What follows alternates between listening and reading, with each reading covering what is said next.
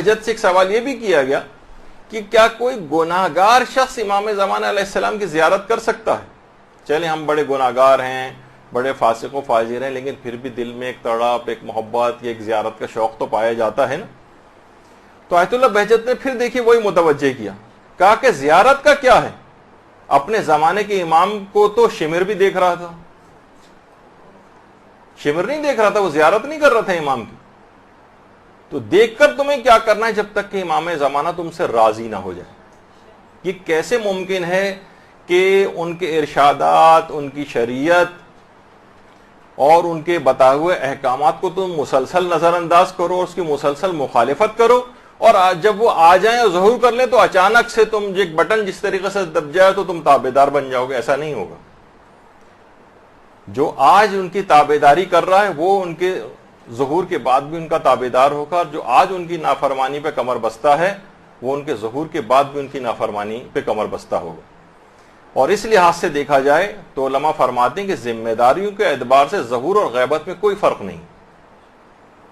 یہ تو نہیں ہوگا کہ ٹھیک ہے عمل اس وقت صحیح اپنا کر لیں گے جب امام زمانہ ظہور کریں گے، نہیں، غیبت اور ظہور، بلکہ غیبت کے اندر جتنا پابندی کے ساتھ اس کا اجر و ثواب بھی بہت زیادہ ہے، اور اس کی اہمیت بھی بہت زیادہ ہے کہ غیبت کے اندر اپنے عمل کو صحیح کرنا۔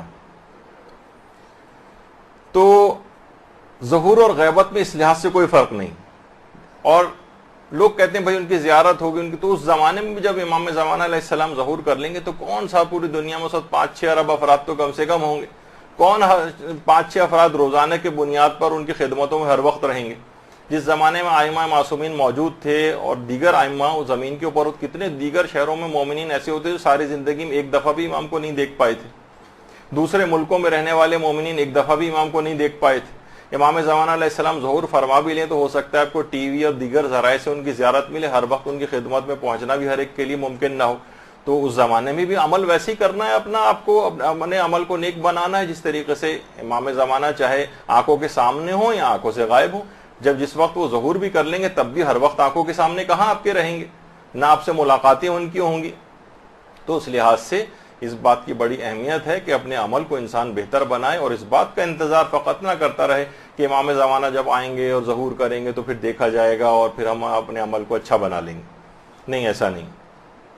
اور یہ وجہ ہے کہ علماء فرماتے ہیں کہ اللہ سے تعلق اور ارتباط کا طریقہ اصلاً امام زمانہ علیہ السلام کی اطاعت ہے۔ جتنی ان کی اطاعت بڑھے گی اتنا ہی کہا جائے گا کہ آپ کا اللہ سے تعلق جو ہے وہ بڑھے گا۔ اب اپنے زمانے کے امام کو آخر کیسے راضی کریں؟